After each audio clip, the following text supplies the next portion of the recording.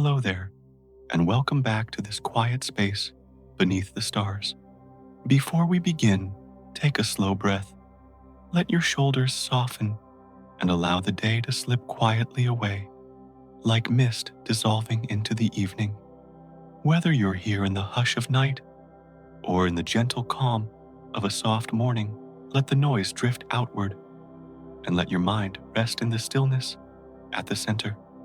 Imagine a horizon stretched wide and tender, where the darkness feels cool and velvety, folding gently, like waves upon a sleeping sea. Above a pale shimmer lingers starlight that breathes slowly dust, that drifts with patience, clouds that inhale and exhale in long quiet turns. This is the first whisper of the universe. Not a single instant, not a sudden spark, but a story flowing like a slow current through all of time, wide, unhurried, and calm. It is a tale of darkness, of light, and of the silence that cradles them both. What if the first voice of the universe was not a burst of fire, but a murmur softer than breath? And what if that murmur is still here, drifting around us like a secret folded into the quiet between stars? Where are you listening from right now? A dim room, a rainy evening, a warm corner before sleep, while we share this small moment under the same endless sky. If gentle journeys like this bring you ease, you're welcome to linger, to follow along. No hurry, just a seat beside the soft glow of the story. So let your thoughts fall into the rhythm of drifting light, and together we'll begin our quiet walk into the first whisper of the universe, moving through it like a tide that knows its way. It was as though the quiet words had drifted toward this point all along, and the flow of silence simply opened into another layer of stillness. The universe before form, before shape, before even the faintest gesture of creation, lay as a canvas untouched wide and unbroken, empty of line or color, waiting without urgency. It stretched in every direction, though direction itself was not yet real, and in that expanse there was only the softness of possibility, as though the very fabric of being had not yet chosen to weave. The image was not sharp, nor could it ever be sharp, for there was no outline, no border, no edge against which to measure. It was like the surface of night before stars appear, a field without pattern, waiting in endless stillness. This unmarked space was not heavy. It was not burdened with darkness, nor weighed down by silence. Instead, it floated in itself, a breath held across eternity, unbroken, undisturbed. The word void might be whispered here, but not as emptiness, not as absence, rather as the most delicate openness, the way a blank page waits without pressure, the way a sky before dawn rests in itself. It was not the hush of something missing, but the hush of something not yet begun, a silence alive in its patience. There was no sound to stir this fabric, no vibration to ripple across it, no echo to disturb its calm. Even the thought of sound had not yet come to pass, and so the silence was not only present, but complete, filling every possible distance with a single, continuous stillness. It was the kind of quiet that cannot be broken, for there was nothing yet to break it. The kind of quiet that spreads endlessly, the way still air spreads across a valley before the wind wakes. In this silence, time itself felt absent, as though each breath lingered without measure. There was no light to pierce it, no glimmer to mark the difference between here and there. It was not the darkness of shadow, for shadow belongs to something already formed. It was the darkness Before the idea of light existed a calm and even veil stretched everywhere, without beginning, without end. This darkness was not harsh, but tender, not frightening, but soft like velvet, drawn gently across the skin of thought.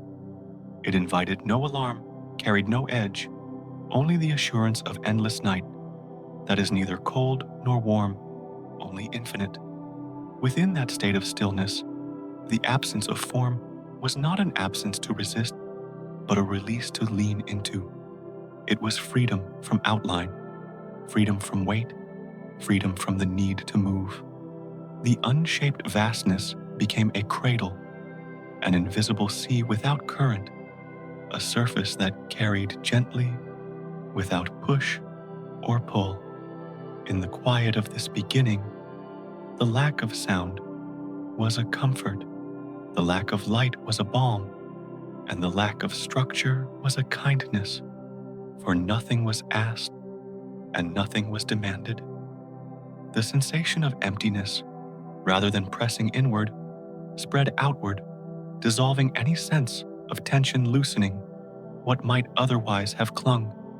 It was a hollow that did not echo, but breathed like the still moment between heartbeats, like the calm at the center of a tide before it turns. To rest within that hollow was to recognize that the absence of detail is not frightening, but serene, that the unmarked field is not threatening, but soft, that what has no shape can still embrace gently. The universe in that earliest hush seemed to lean into itself unhurried, untouched, unformed. It carried nothing yet, but within its blankness lay the potential of all things quiet and weightless, like seeds hidden in soil, not yet stirred. It was not a silence to endure, but a silence to rest in, and the openness of it allowed even the thought of rest to dissolve into something more natural, more effortless. It was the stillness of waiting without need of presence, without sound of darkness, without fear. And so the first silence endured boundless yet tender, a field of nothing that was never empty, a canvas without paint, a horizon without line. It remained as the gentlest truth that before form, before sound, before light, there was only the endlessness of calm. And within that calm, the hollow of space was not a weight to bear, but a release to surrender to the very first comfort of a universe not yet awake.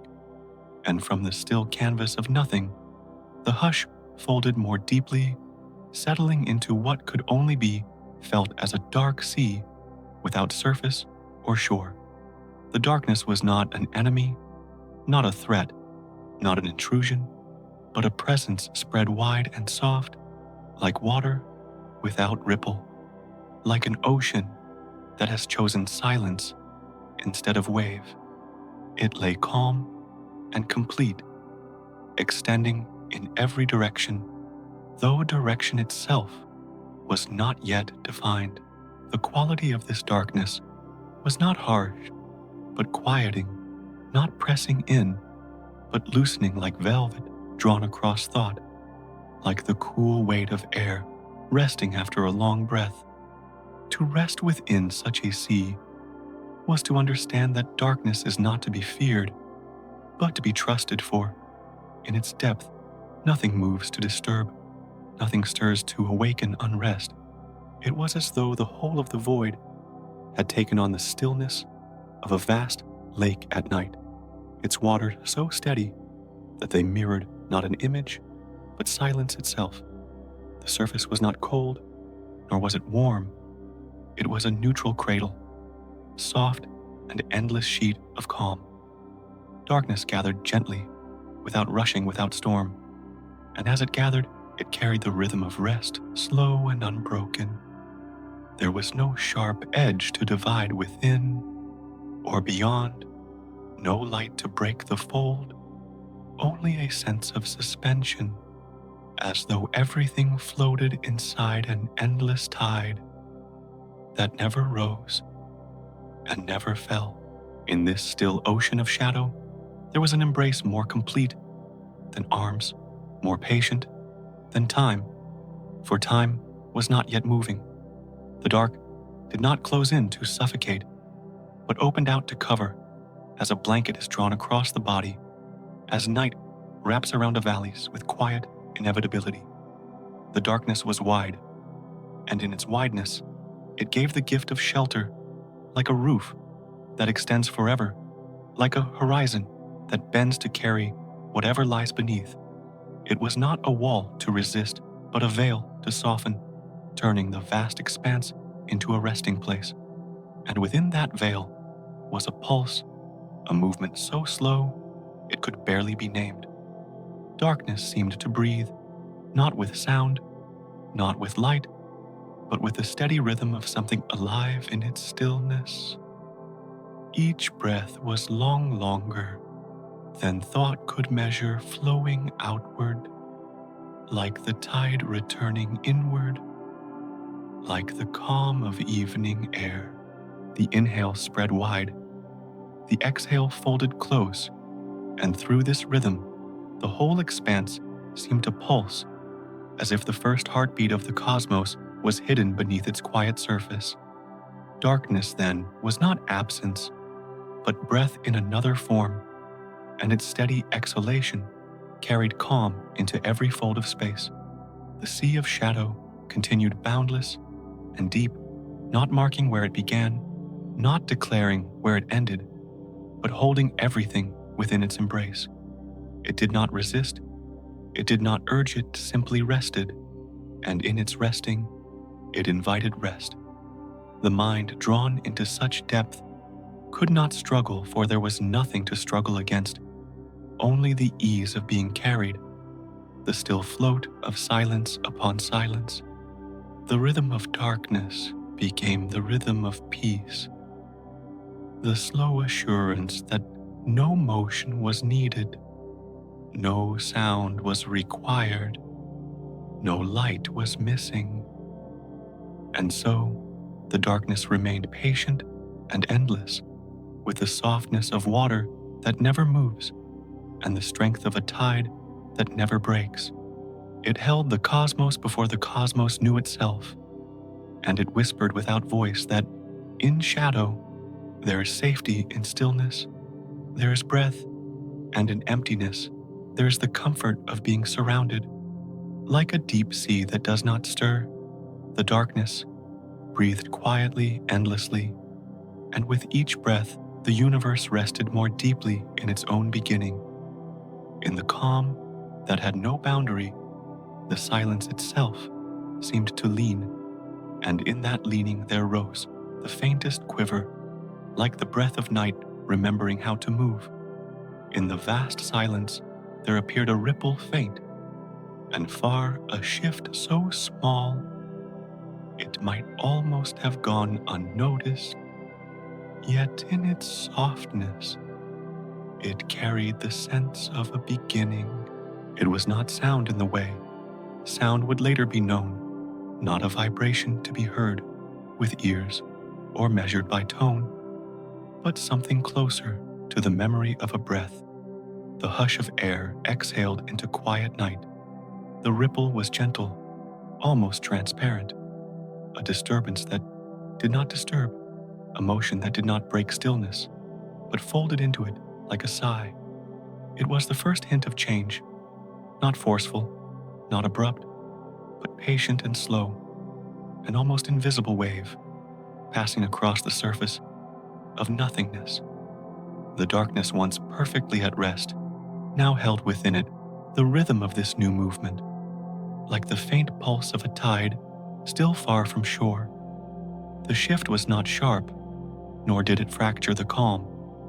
Instead, it expanded gently, echoing across the unformed expanse, with the softness of mist drifting over a valley. This first ripple did not announce itself with brilliance or command.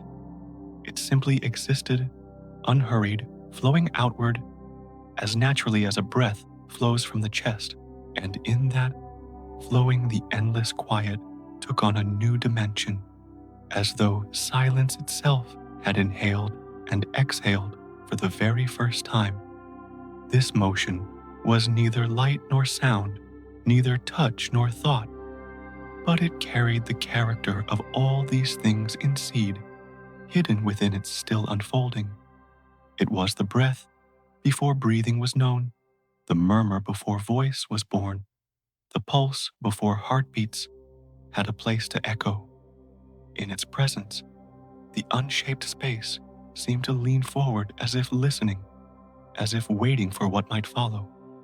The ripple was not the end of stillness, but its companion, moving alongside it, weaving into its fabric, reminding that stillness itself can carry a rhythm without breaking its calm. As the ripple extended, darkness was no longer entirely motionless.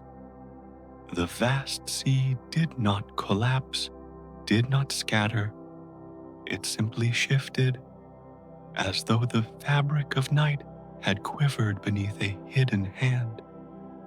It was a tremor without urgency, a wave without crest, flowing in infinite patience.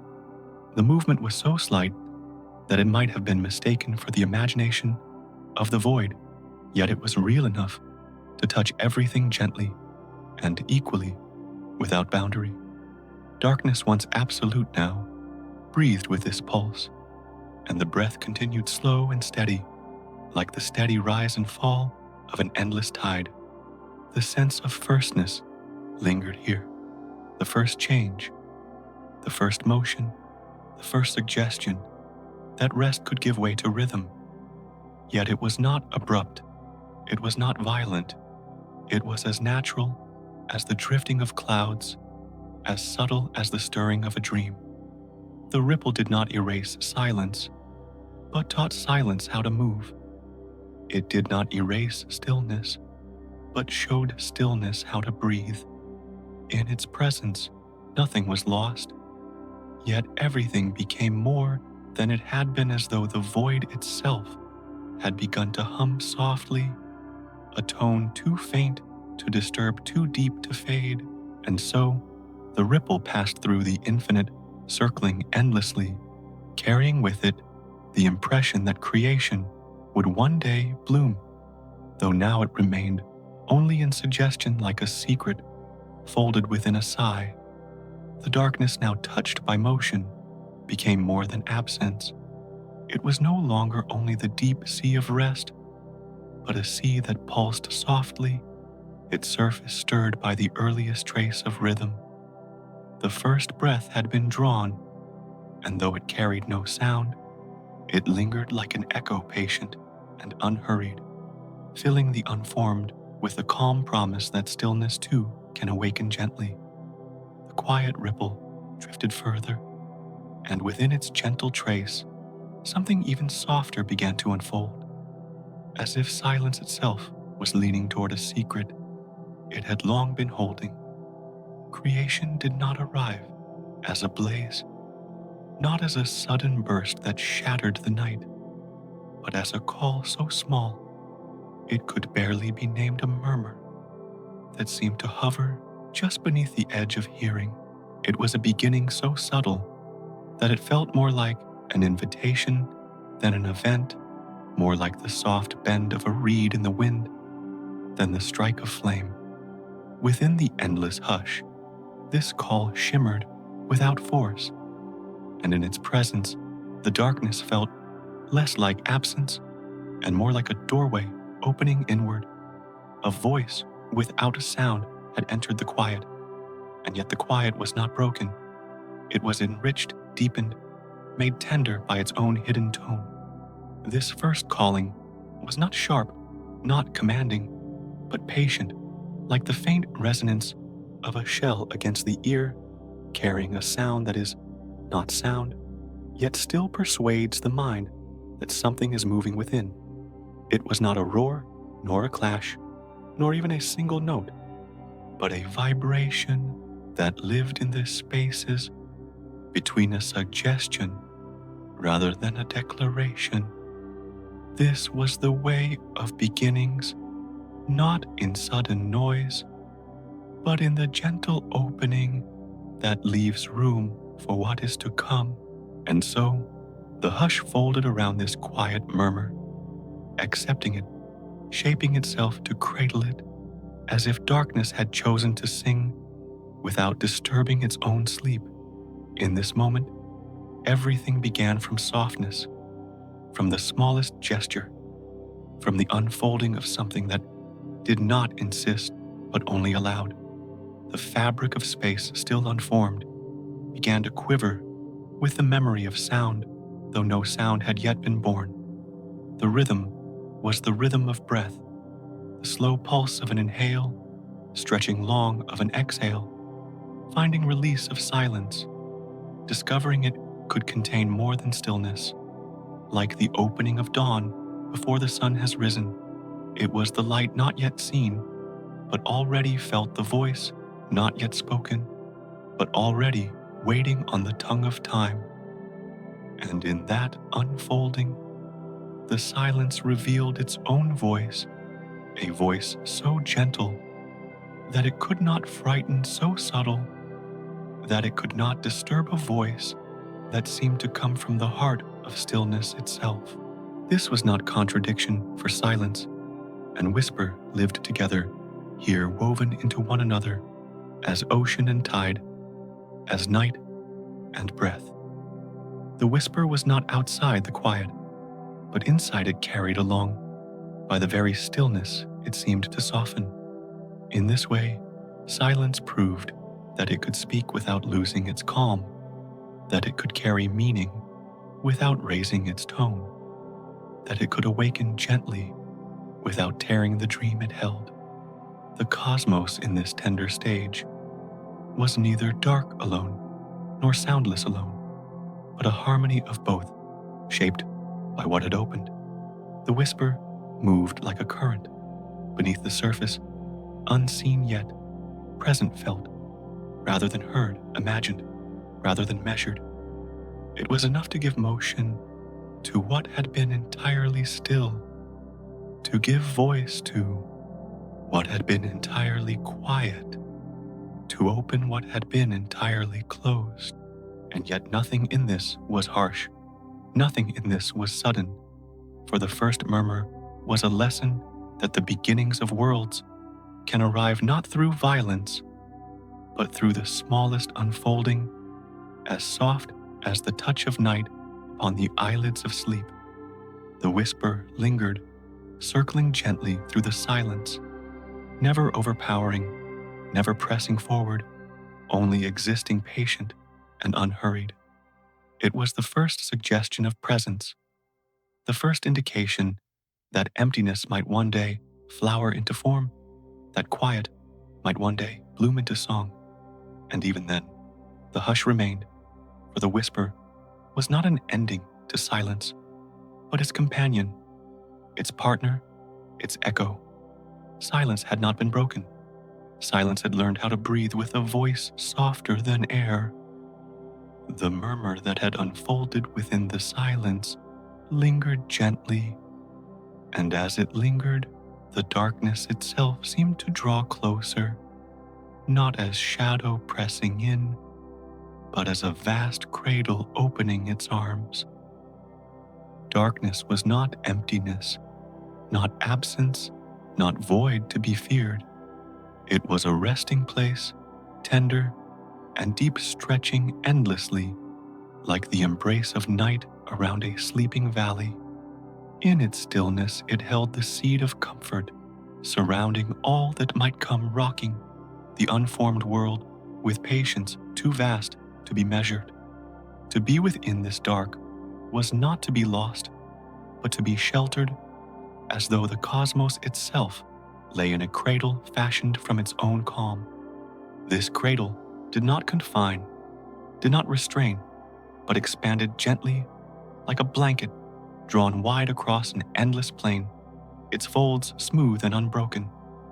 The darkness gathered without weight, and in its gathering, it quieted every motion, softened every edge, and gave rest to every trace of possibility.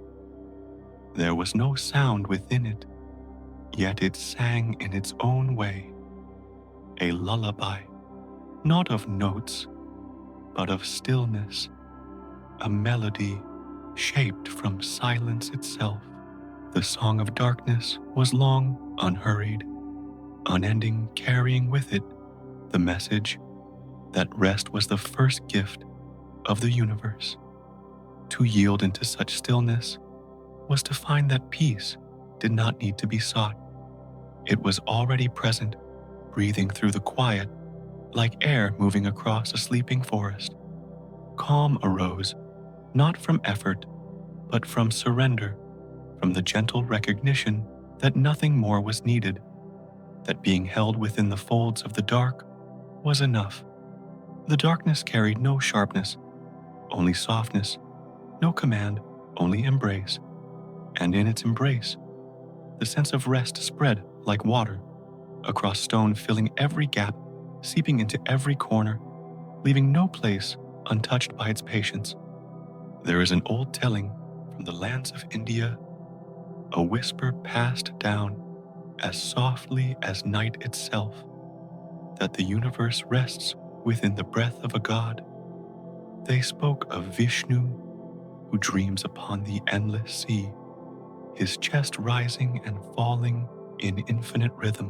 When he sleeps, all of creation sleeps with him. When he exhales, the world begins to stir. When he inhales, the world dissolves gently back into quiet. In this way, darkness was never empty, for it was the dream of a god, a dream wide enough to hold stars and rivers, winds and mountains, hearts and silence. The cradle of shadow was not hollow, but alive, filled with the breath of eternity, moving without hurry. The myth was not a command, nor a doctrine, but a story folded into the hush, like a spark hidden within ash, a way to remind that rest is not nothing, that stillness is not absence, that darkness itself carries the weight of being alive.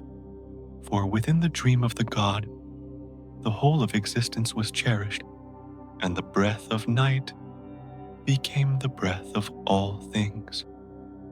To imagine this was to feel that the cradle of dark was not only shelter, but memory, not only calm, but promise. So, the darkness rocked the cosmos gently, its lullaby unheard, but unending, its arms invisible, yet infinite. The first comfort of the universe was not in light, nor in sound, nor in shape, but in this cradle that gave rest to all beginnings. The deep shadow did not demand to be understood, nor did it require to be seen. It only asked to be trusted, and in that trust lay a peace greater than form, a peace that did not waver. And so, the silence continued, softened by the whisper of darkness, as cradle darkness, as dream darkness, as the first comfort of all. It was not a threat, never a void, but the velvet of night wrapping the seed of everything that was to come. And in that velvet, in that breath, in that dream, the universe was held, without weight, without fear, without end, resting in the quiet arms of the dark, rocked into being by the first lullaby of time. The deep cradle of darkness lingered calm and endless, until within its folds, a delicate shimmer began to drift, as though night itself was ready to dream of brightness. It was no blaze, no sudden burst that tore through stillness, but a line so small it seemed more memory than event, more suggestion than flame. The universe opened a single stroke, thin and weightless, like a thread of dust, catching a hidden glow. This first ray was not fire, not brilliance, not even color, but the faintest outline of possibility drawn gently across the dark. It was like a brush stroke too soft, to mark a signal so subtle it seemed to breathe more than shine, hovering in the silence as if it belonged there. This faint light did not overwhelm, nor did it command attention. It moved like a whisper traveling through a quiet hall present, but never loud certain, but never forceful. Its nature was restraint, a softness that asked nothing, a presence that offered calm. The ray stretched like the thought of dawn, the idea of day before the sun has risen shimmering, just enough to remind that silence need not remain alone. It was a message without words, a sign without declaration, a trace that hinted at all that would follow. To see such a beginning was not to witness brilliance, but to rest within a signal almost too faint to be noticed. The darkness did not resist, it did not recoil, but allowed it to move across the void like a sigh moves across the lips of night. It was not war between shadow and light, but companionship, the opening of space to carry more than silence. The ray lay upon the horizon, of nothing like a feather, like a distant lantern glimpsed across an endless plain, so far away it could only be felt as a thought, a possibility. The softness of its presence was its power, for it revealed that beginnings do not require force. A single line of glow lighter than air, thinner than breath, was enough to change the quality of the dark. The still sea of shadow now held a reflection, a point to lean toward a shimmer, to balance the weight of silence. Not a roar, not a strike, but a gentle touch, the faintest reminder that stillness could hold more than itself. It was the smallest movement in the grandest field, and yet it was enough, for in its tenderness lay the first promise of form, the first promise of unfolding. This was the first blink of the cosmos, not the gaze of a burning star, but the flicker of an eyelid opening into dream. The light was like the eye of night slowly waking, like the delicate pulse of a heart testing its rhythm, like a child of shadow learning to breathe. It was not sudden knowledge, but soft awareness, not full awakening, but the brush of consciousness beginning to rise. In its gentleness, it carried no demand, only invitation, an invitation for silence, to grow into song for stillness, to open into time. And so, the ray remained stretching across nothing thin and shimmering, refusing to dominate, choosing instead to linger. Its patience was its nature, its distance, its beauty. It did not strike the dark, it did not scatter the void, it only rested, glowing faintly, quietly, endlessly. The silence around it grew softer in response, folding around the shimmer like a cloak around a flame, not smothering, not consuming, only protecting.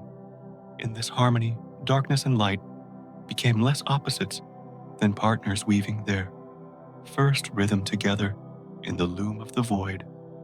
The universe, still resting in its cradle, had now opened its eyes, not wide, not fully, but with a single gentle blink that brought with it a glow as fragile as dust and as steady as breath. It was a reminder that creation begins not with thunder, but with the faintest shimmer, the first line drawn in silence, the first glow caught in endless night. And in that delicate presence, the cosmos discovered its first gentle secret, that light in its softest form could speak more deeply than brilliance ever could. What had been only silence now carried a shimmer, faint as a breath, expanding slowly, as though the dark itself had chosen to exhale. Light did not burst forward, did not rush, did not scatter the calm. It drifted outward the way fog slips across a meadow, filling spaces without hurry, without sound. The darkness did not retreat in fear, nor collapse under its touch, but opened gently, as if it had always been waiting to carry this glow. In its unfolding, the radiance was more like breath than flame, more like dawn than fire, stretching slowly into what had once been only shadow. The air of the cosmos, if such air could be imagined, seemed to inhale the light as it spread, resting more deeply with each delicate expansion. The glow reached outward in layers, not in leaps, smoothing itself over the unshaped fabric of space, as though painting with the thinnest brush of color. It was like the first strokes of morning upon water, when a lake begins to reveal its surface, quiet and shimmering beneath the faintest promise of day. There was no hurry in this expansion, no urgency, only rhythm slow, even measured like the rise and fall of a long breath. The radiance did not disturb silence, but wove itself into it, as if light had learned to walk in step with quiet, turning absence into presence, without breaking the calm. The dark, now touched by this gentle glow, shifted in tone, yet still remained vast and unbroken, holding the brightness within itself like a host welcoming a guest. It was not opposition, but union, not conquest, but blending the soft weaving of shade and shimmer. Together, they created a space more layered a canvas where stillness held glow, and glow softened stillness. The slow spread was not simply movement, but an unfolding of balance, a meeting of two halves that had always belonged together. The hush of the universe breathed longer now, as though it too followed the rhythm of this gentle light. As the glow continued, it resembled the sky at the edge of dawn, when the earth lies still, and the first pale arc appears not brilliant, not dazzling, but steady, spreading across the horizon in patience. It was this patience that defined it, the refusal to hurry, the decision to linger. Each trace of radiance seeped like dew into the folds of silence, each shimmer carrying calm rather than command. It was as though light had chosen to comfort darkness, to wrap itself gently around the edges, to lean closer without forcing distance. In this way, the cosmos began to resemble a dream, drifting into wakefulness, not with sudden clarity, but with a soft lifting of shadow. The slow expansion carried with it a sense of continuity, the impression that every breath of glow was connected to the next, each one rising and falling with the same unbroken rhythm. Light did not spread like fire leaping across dry ground, but like ripples moving outward across a pond at dusk, gentle and circular, each one widening into another. The stillness of the universe absorbed this rhythm as though it had always known it, and the spreading glow became indistinguishable from the breath of the cosmos itself. To call it illumination would be too sharp, too heavy. It was instead a kind of caress, a brushing of presence upon the unseen. The vast expanse, once only a cradle of shadow, was now a cradle of shimmer, as well rocking both darkness and light in equal measure. The glow, so subtle and so unhurried, brought no strain, asked for no attention, but lingered like a presence that simply wished to be. Its spread was endless, yet never forceful, its pace unchanging, its rhythm calm, and in its patience, it became the first cycle, the first tide, the first suggestion that time itself would follow such measured breathing. So the glow continued to drift, dissolving shadow, not by force, but by weaving with it, expanding like mist, across an endless field, rising like breath that has no end. The universe in this moment was not blazing, not burning, but breathing, breathing in light as it spread, breathing out shadow as it softened breathing, with a rhythm that promised both rest and becoming. And in that breath, in that quiet tide of glow, the cosmos began to awaken with the gentlest of motions, a dawn stretched across eternity. What drifted gently outward as a veil of radiance soon began to reveal a subtler pattern, delicate and patient, as though the brightness itself wished to scatter seeds into the quiet expanse. Tiny points emerged faint at first, small enough to seem like nothing more than glimmers, trembling at the edge of perception. They did not rush forward or force their way into the silence, but arrived as if carried on a breath that did not hurry, pausing between each appearance, letting the darkness cradle them even as they began to shine. Each spark was fragile, yet its presence softened the endless night, giving the vastness the quality of soil being touched by dew.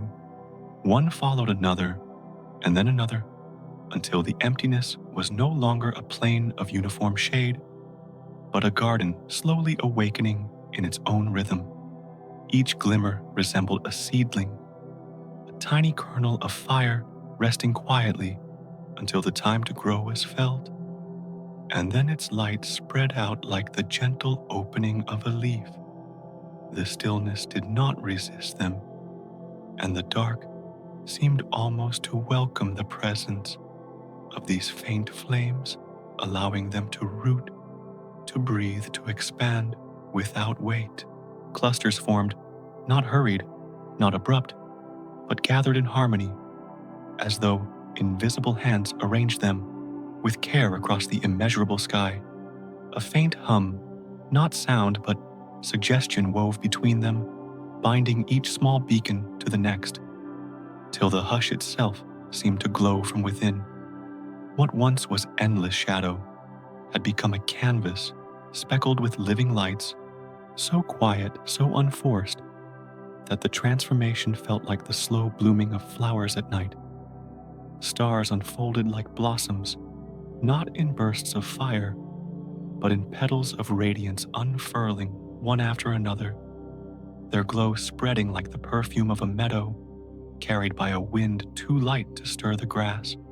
The constellations were not yet written, the forms not yet named, and so the clusters breathed without story, only with presence waiting to be seen, as they truly were tender, unfinished, serene. Their growth was less an act of power than of patience, a gradual layering of shimmer upon shimmer, so steady that it seemed less like change and more like remembering what had always been meant to appear. The darkness did not vanish.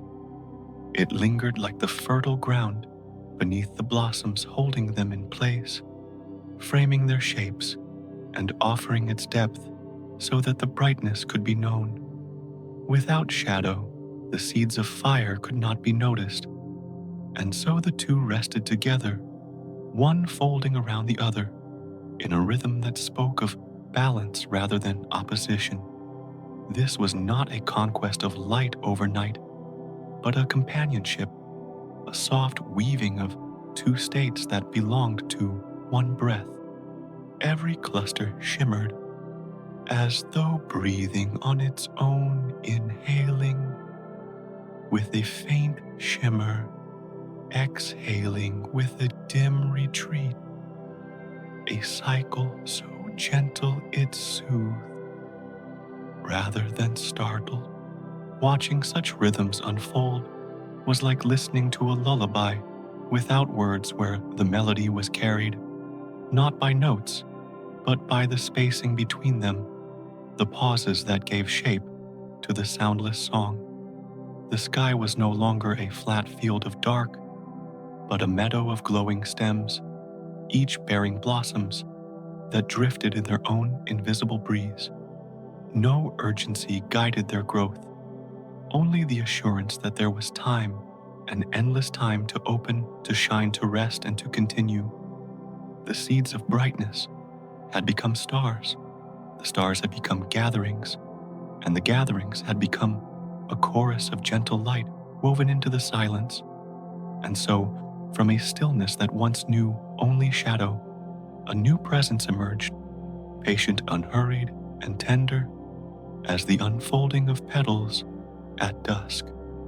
The hush remained, but now it carried with it the soft pulse of countless blossoms, shimmering as though they had always waited in the wings of darkness for the moment to awaken. As the clusters of brightness settled into their quiet flowering, something subtler began to unfold, as though the blossoms of light were not only shining, but also breathing, carrying a rhythm that moved gently through the vastness. The glow no longer seemed still. It rose and fell in waves so faint they could almost be mistaken for silence itself. Yet they carried with them the suggestion of a pulse, a steady inhalation and exhalation woven into the fabric of the cosmos. The radiance did not come only to be seen, but to be felt as presence, like the hush of wind gliding through tall grass, or the slow tide brushing the shore with patient hands. Each shimmer seemed to join this hidden cycle, offering not a spectacle, but a heartbeat. In that rhythm, warmth traveled quietly, spreading across the dark like the tender touch of morning air upon the skin of a still lake. It did not rush to fill the hole nor overwhelm the shadow it touched, but arrived gently, step by step, until the vast expanse carried with it a softness that invited rest. This warmth was not fire, not heat to consume, but a gentler energy, like the low hum of earth itself, carrying a welcome as old as time.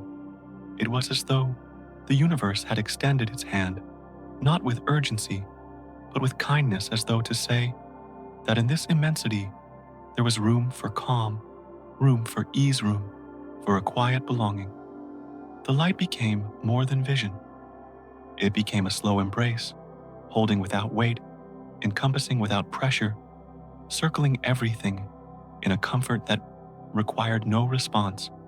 Nothing needed to be done. Nothing needed to be changed. The dark, which had once seemed endless, now breathed with the glow, as though they had become one body, moving in unison.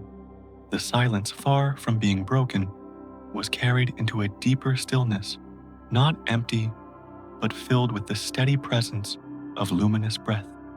Each wave of brightness folded into the next, as if the entire sky had become a vast chest, rising and falling in infinite patience. The cycle had no beginning and no end, only the steady repetition of softness, repeating like a lullaby without words. Within that lull, the warmth grew more intimate, though it never pressed closer than it was welcome to.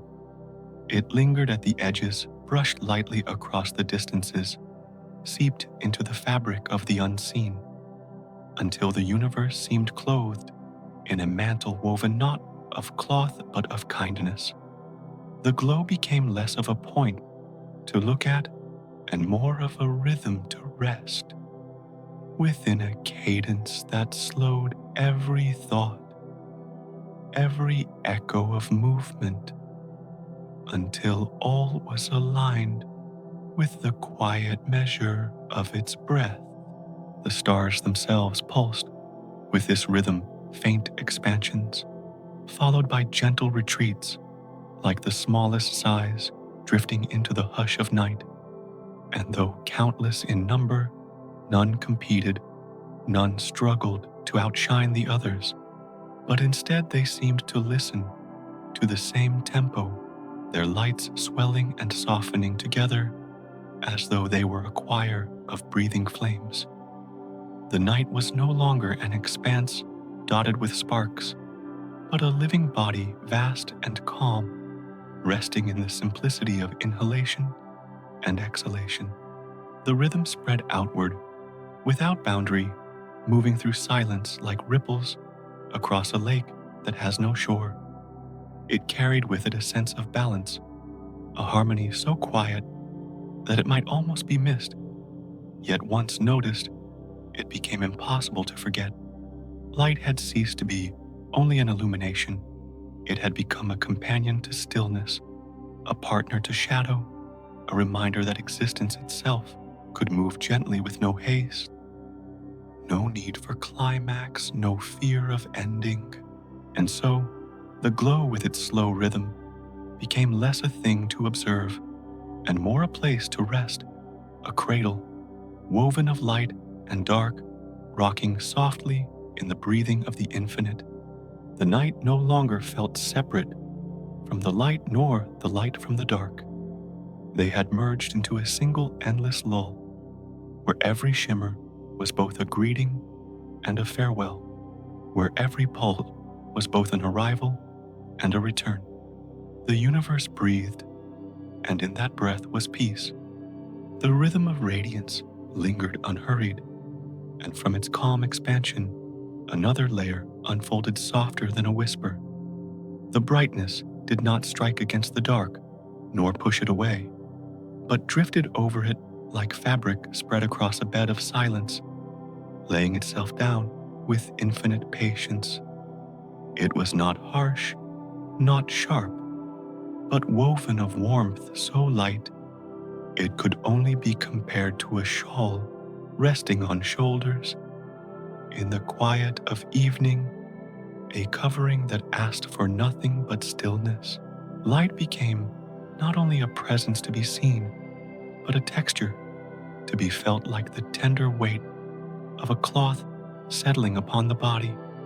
Within that covering, thoughts slowed their restless movements, as if the very act of shining carried a lull that touched the hidden corners of mind and soothed them into pause. There was no command in its glow, only invitation, no urgency, only patience, as if it knew the natural pace of the universe was already slow, already deep, and only needed to be remembered. The soft radiance draped across silence, as though it had always belonged there, folding darkness into itself, without conflict, without demand. In this weaving, time itself seemed to loosen, uncoiling like thread, set free from its spool, moving not forward or backward, but in gentle spirals that returned again and again to calm.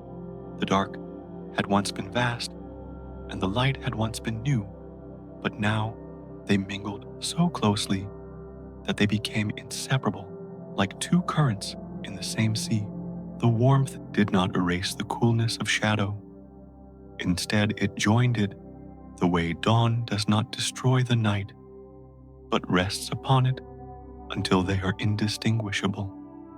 The air of infinity seemed filled with this soft embrace, carrying with it the suggestion that nothing ever needed to be resisted, nothing ever needed to be feared.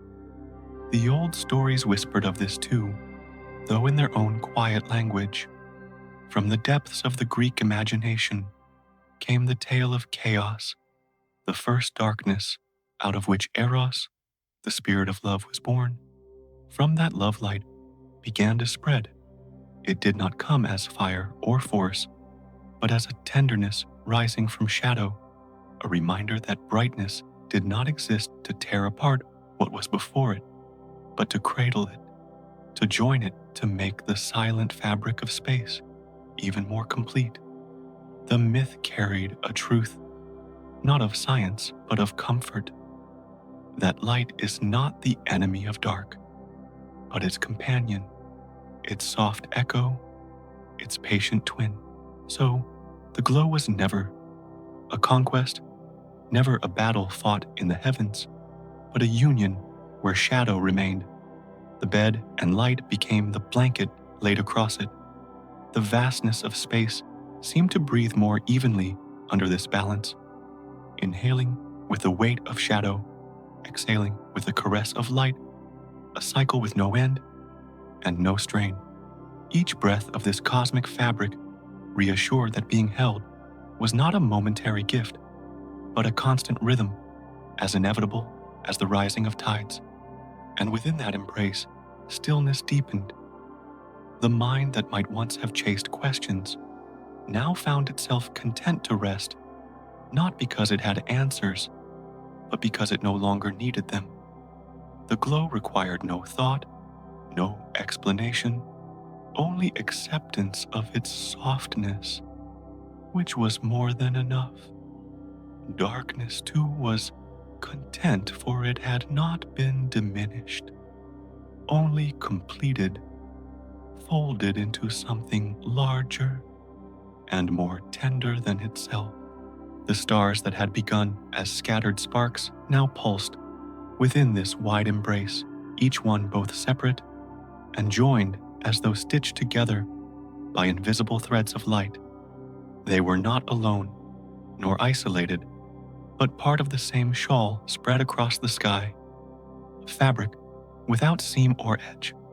The universe was no longer a stage of opposites, but a single cloth woven of night and glow warmth and hush. And so, the embrace lingered, not fleeting, but endless, the radiance resting upon infinity with the patience of one who knows eternity has no hurry. The light did not insist upon being noticed. It existed simply to hold, to soothe, to wrap the endless silence in a comfort so gentle it could only be compared to sleep itself. The hush of light lingered, and within its calm, a subtler motion began to ripple outward, not sudden, not sharp, but so faint it could have been mistaken for silence itself, stretching a little further. It was a wave, though not like those that strike upon a shore, but more like the breath of a sleeping sea, a rise and fall that carried no urgency. Each line of movement was as delicate as the vibration of a string barely touched, as though the fabric of the universe had been brushed by invisible hands. The sound was not sound, and yet it moved like music, a suggestion of tone woven into the stillness. The waves spread one after another, neither quick nor loud, but in patterns that resembled notes, drifting through air too vast to measure. They did not clash or collide, but arranged themselves like the first bars of a melody, soft and unhurried. Each ripple was like a key pressed gently, sending its resonance into the dark, not to fill it, but to remind it that it could sway, that it could hum, that even silence could carry rhythm. Between the pulses, the pause remained wide and deep, a reminder that music does not only come from sound, but also from the space between tones. It was in these pauses that the cosmos breathed, inhaling in the quiet, exhaling in the gentle undulations of wave after wave. The stillness became alive, not because it was broken, but because it revealed its hidden depth, like a calm lake, revealing its quiet ripples when moonlight falls across it.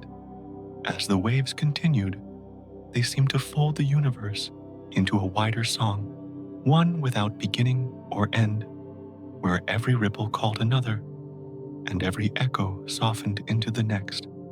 It was not a performance, not an orchestra with grandeur, but a lullaby spread across infinity. Each vibration was mild enough to be mistaken for a sigh, yet steady enough to remind that existence itself was a rhythm. And in this weaving of gentle tones, darkness no longer felt empty. It became a canvas, alive with resonance, as though the void had chosen to sing softly to itself. No sharp edges, no sudden notes, only the steady unfolding of motion that mirrored the tide, the wind through high grasses, or the heartbeat resting in sleep. So, the universe did not burst into music, it drifted into it.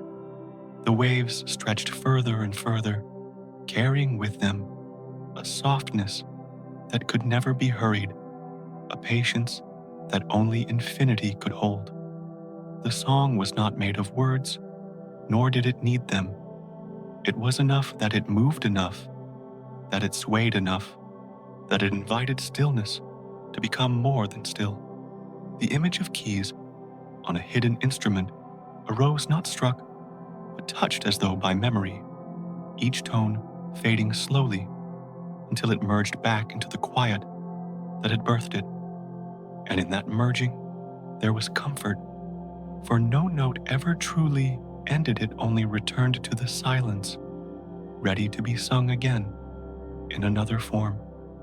Thus the first symphony unfolded, not for listeners, not for applause, but for the sheer existence of motion. In calm, the cosmos, once only silence and shadow, now carried within it the suggestion of harmony, a song as endless as space itself. It was not loud enough to disturb, not strong enough to overwhelm, but tender enough to cradle all that drifted within its expanse. The darkness accepted these ripples as though they had always belonged, like the sea welcoming the tide, like branches swaying to a wind that had only just arrived. There was no separation between the stillness and the wave, between the quiet and the music. They were two breaths of the same body, two faces of the same dream, two halves of the same unbroken whole. And so, the song remained a steady murmur across eternity, soft as a lullaby, patient as the night wide, as the sky. It asked for nothing, promised nothing, and yet carried everything in its unhurried flow. The ripples of soundless music stretched outward, and in their wake, a softer resonance began to shimmer, as though the vastness itself had discovered an instrument hidden within its own expanse.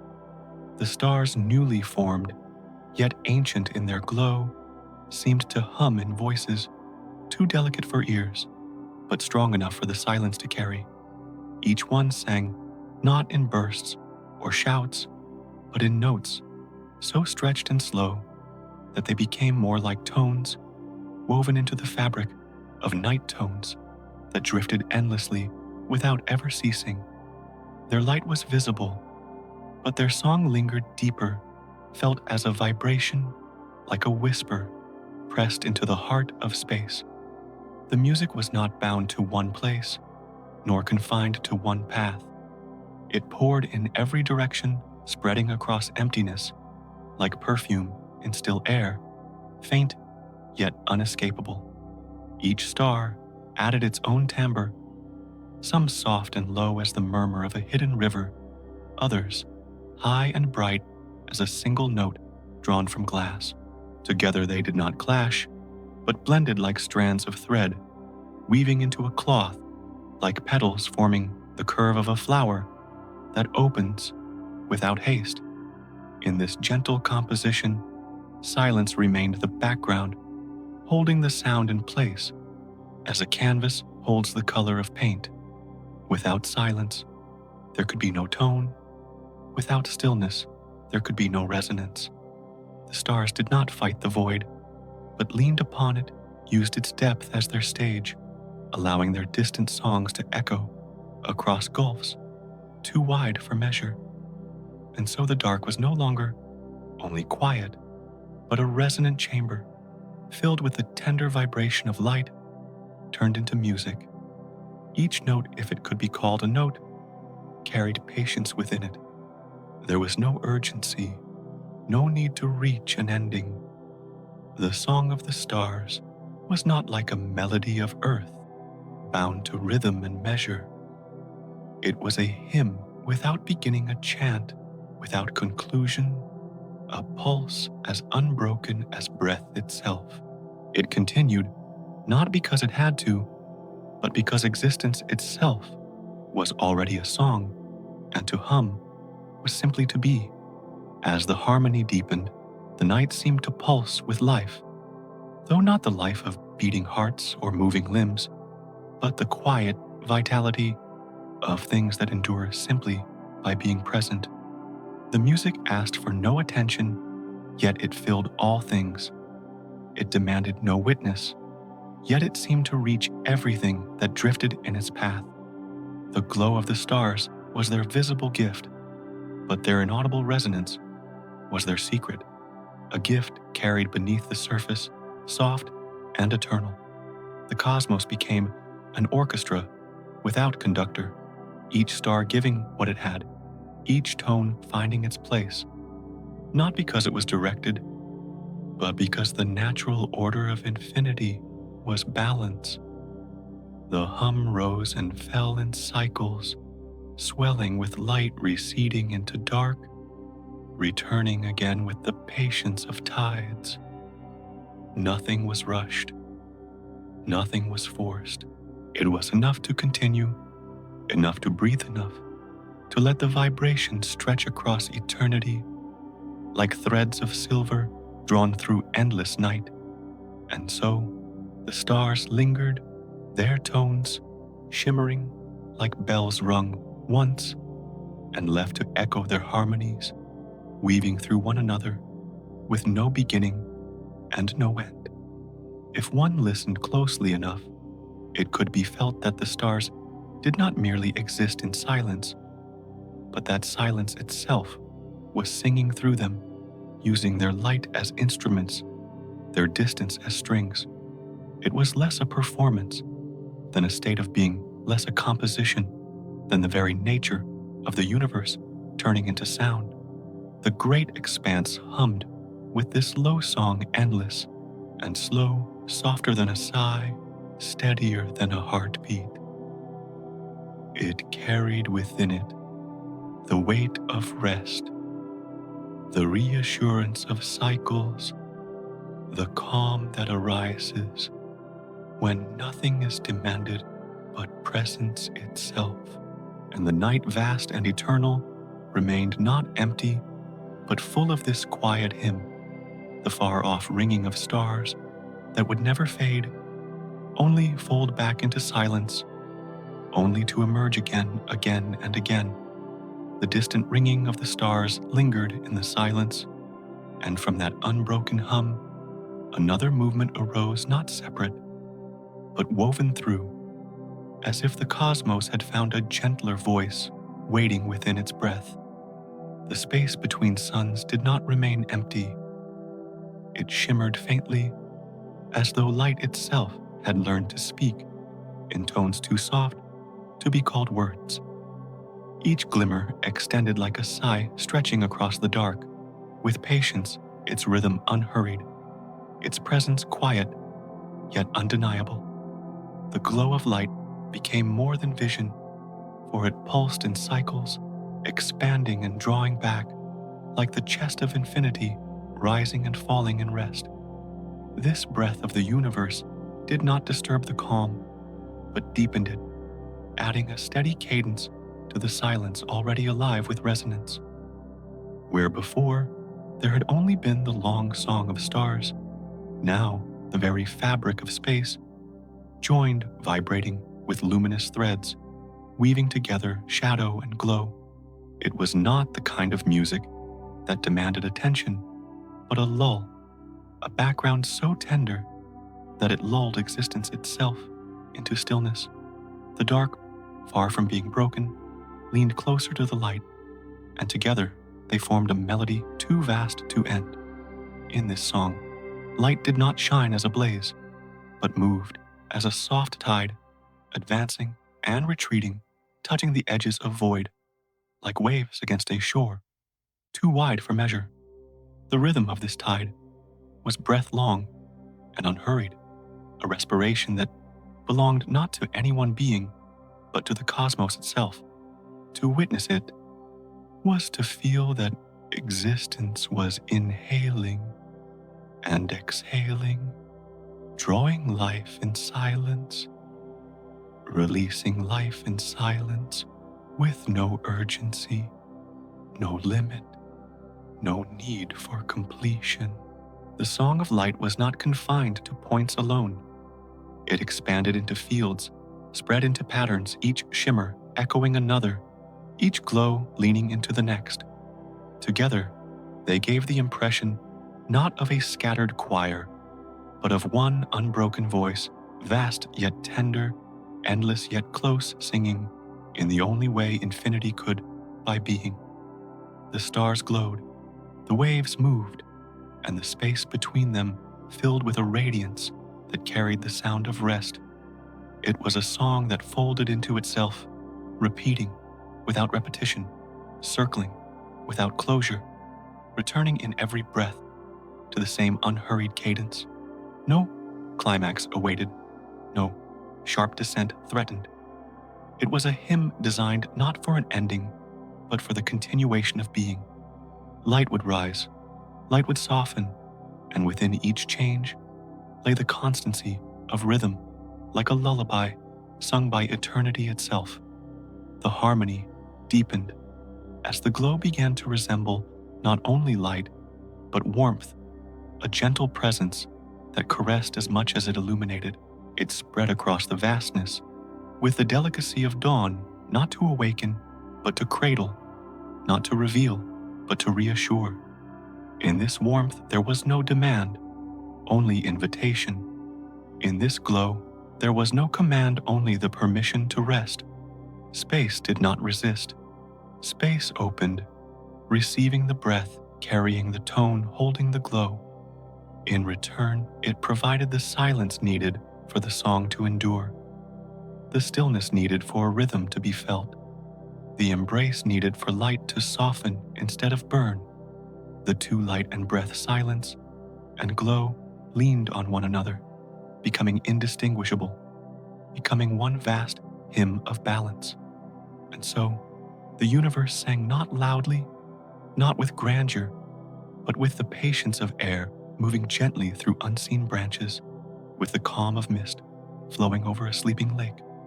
Its voice was light, its rhythm was breath, its silence was the bed where both could rest together. Nothing hurried, nothing strained. The song simply continued wide and soft, eternal and quiet. From the weaving of light and breath, another movement extended outward, so gradual it felt less like a change and more like the natural lengthening of silence into sound. The song that began within the stars did not remain close, nor did it confine itself to a single place. It unfurled in waves, patient and long expanding, without boundary, like ripples across water that never meet an edge. The tones, too delicate to be named, drifted in cycles that mirrored the quiet pulse of infinity, repeating without urgency, layering upon one another, until the whole of space was filled with a hymn that belonged to no single source. It was not a chorus to be listened to, but an atmosphere to be dissolved into. Each vibration moved slowly, stretching across vastness in threads so thin they seemed weightless, yet their presence remained steady, an unseen fabric binding the night. This was not music meant to be followed note by note, but a current of sound so continuous that it became indistinguishable from silence itself. The dark remained, but it no longer felt empty. It carried the resonance of something alive, though its life was not quickened by urgency, but softened by endless calm. The expansion of this song did not come with speed or force. It drifted outward as though it had always existed, simply waiting to be noticed. The tones were light, without glare sound, without noise movement, without motion. They spread evenly, filling distance the way dawn seeps into valleys, not all at once but with patience, as though each moment were enough. There was no rush for completion, for the song had no ending, to reach only an eternal unfolding that carried within it the essence of rest. As it grew, the song became less an expression and more a state of being. The cosmos did not sing to announce itself. It sang because its very nature was harmony, because silence itself leaned into melody when given light and breath. The hymn flowed endlessly, not separate from stillness, but resting upon it, not apart from darkness, but woven into it until all things existed within a balance of tone and quiet. This balance was wide and unbroken, like a horizon that cannot be measured, a tide that moves without ceasing, a cycle that repeats with neither beginning nor conclusion. In that continuity, the song gained strength, not by force but by persistence, not by height but by depth. It was a low hum, carried across eternity, more felt than heard, more sensed than known, steady as a heartbeat that does not falter, gentle as breathing in sleep. The spread of tones became a blanket of resonance, wrapping around the stars, folding through the void, laying itself gently across everything that floated in its path. It was warmth, without fire movement, without wind, music without voice, a hymn designed not to stir, but to soothe. Within its presence, even silence felt cradled, no longer bare, no longer stark, but filled with an unseen texture, as though every fragment of space had been given a place within the song. It was not uniform, for each note belonged to its own star, yet together they formed no dissonance. Each tone blended into the next, dissolving the boundaries of difference, creating an expanse where all sounds were one sound and all rests were one rest. This was not the grandeur of a symphony rising to climax, but the patience of a lullaby drawn into eternity, a melody so stretched and slow that it became indistinguishable from the rhythm of existence itself. And so the song continued, vast and steady, not calling attention, but surrounding all things with the reassurance of permanence. It did not grow louder, it did not fade. It simply remained, expanding as wide as infinity, echoing as deep as silence, carrying with it the calm certainty that, in the endlessness of space, nothing was demanded, nothing was hurried, and everything was already at rest. The vast hymn of light and breath lingered in the distance, and into that unbroken rhythm entered an older murmur, a story carried from voices long past, blending with the silence as though it had always belonged there. Among the first people of distant lands, it was told that the world was woven from a song so patient and so deep that it did not end when words stopped, but continued in the mountains, in the rivers, in the plains that stretched under endless skies. Each stone was said to carry a note, each stream a line of melody, each tree a pause held in stillness. To them, existence itself was not built, but sung, a fabric created not by force but by a vibration, not by noise but by resonance. In that telling, the ground was never just earth, but the body of the song slowed into form. The air was never only air, but the voice stretched into breath. The sky was never merely sky, but the lingering echo of tones too wide for ears. The world was melody embodied the visible shape of music that had been sung into stillness. Nothing stood silent, for silence itself was part of the song, a rest folded between notes, a pause that carried meaning as surely as sound. The story spoke of time not as a straight path, but as a cycle of verses, repeated and transformed, a chant that circled endlessly. The land in this way of seeing was not separate from music, but was the music given shape. Mountains rose not as stone alone, but as chords, made solid rivers, moved not only as water, but as refrains returning with each flow. In their view, life walked upon a score, written in sound, a song so wide that no being could know it whole, yet every step was a part of it. To rest within such a song was to recognize that all things were cradled by tone, all movements carried by rhythm. The earth did not need to speak loudly. It sang in whispers of wind, in the hush of nightfall, in the low hum that rose from deep ground and stretched toward the horizon. Even silence stretched, and patient was part of the harmony, a note too long to be noticed, but without which the melody would never remain whole.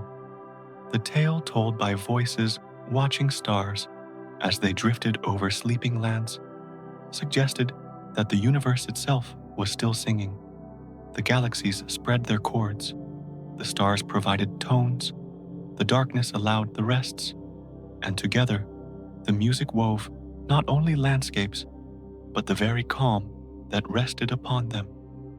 To hear it was not to strain for sound, but to surrender to stillness, to feel the world breathing with tones unbroken by time. This was not a song meant to awaken, nor a hymn meant to instruct.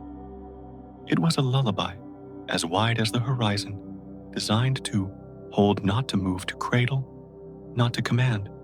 Each mountain stood as a low note, sustaining itself across centuries, each wave as a gentle refrain returning again and again, each shadow as the pause that made the light's melody possible. To live within it was to float upon music, to walk within harmony, to breathe as part of a chorus that never ceased. And so, the old story blended with the present hum, not breaking it, not altering it, but deepening its softness, reminding that the song of the stars was not apart from the earth, but echoed through every stone and leaf, every ripple and cloud. In this way, the lullaby of creation was not only above, but below, not only distant, but near, not only ancient, but eternal. The hymn stretched on as gentle, and even as before, covering the wide silence, with tones too slow to measure, too patient to disturb, too vast to fade. It continued not to end, but to remain reminding that in the quiet vibration of space and in the whispered legends of earth, all things were always already singing. The long hymn of creation drifted outward, and in its fading, another presence revealed itself, quieter than sound, softer than light, a calm that seemed to open as the music drew away.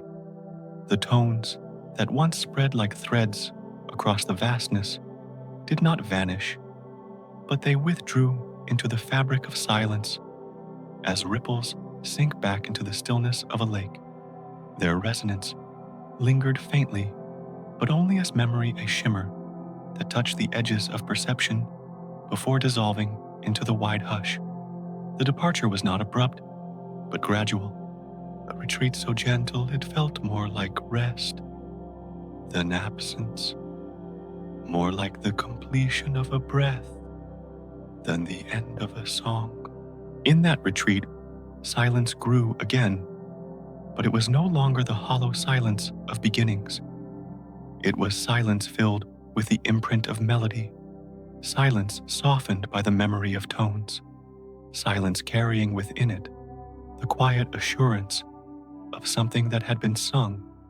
The calm was deeper now, like night after rainfall, like a sky cleared of clouds, like the soft pause after a sigh has left the lungs. The universe seemed to hold itself in stillness, as though honoring what had been played, as though listening to echoes that only the void could keep. This was not silence as emptiness, but silence as presence, a presence that enfolded everything with an invisible hand. The stars still glowed, but they no longer hummed as before. Their notes had receded into whispers, and the vastness held them like secrets hidden beneath the breath of space. In their fading, the quiet became stronger, more complete, stretching across distance with the patience of eternity. The stillness did not press or weigh. It opened and released. It felt like an exhalation, stretched endlessly, leaving the air calm, leaving the sky balanced, leaving the vastness free of motion, yet full of rest. Within it, the faint memory of the cosmic hymn remained, but only as a distant thread, a softened echo, too far to disturb the calm. What lingered was a quiet so steady it seemed eternal, a lull cradling the universe within its rhythm. Each fragment of creation rested within that hush. Galaxies floated like lanterns, set adrift on dark water, their movement so slow it became indistinguishable from stillness.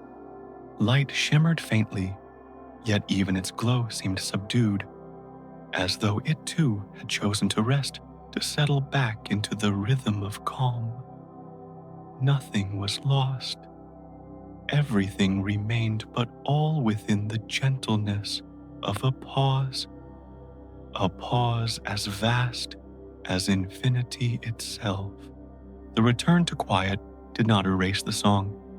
It carried the song within itself, like soil carrying the memory of rain, like night carrying the memory of sunset.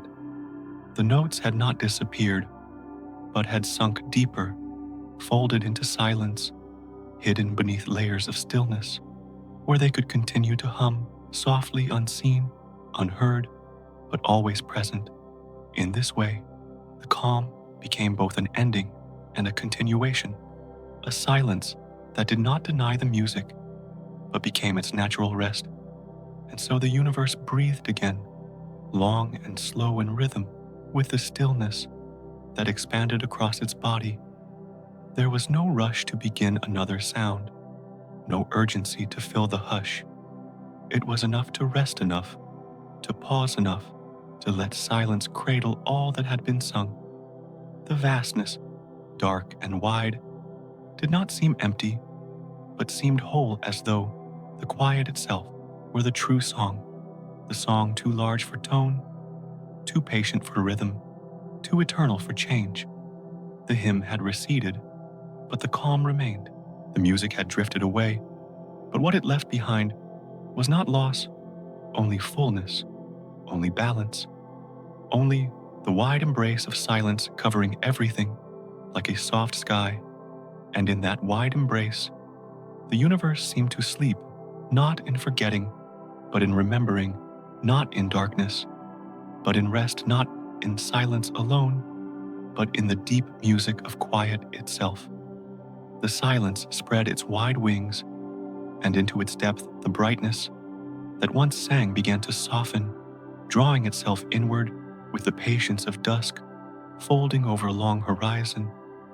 The light did not vanish, but it quieted its radiance, dimming into something gentler, like embers cooling beneath a night sky, glowing faintly as though wrapped in the hush of the dark. No flame flickered, no blaze startled. Instead, it drifted downward, in tone, settling upon the vastness, the way ash settles upon still air, weightless, fragile, and serene. The glow that once reached outward now curved back, folding over itself in silence, leaving the universe touched not by brilliance, but by softness. This softening was not decline, but rest, not disappearance, but transformation, as though light had remembered the need to pause and allowed itself to become tender.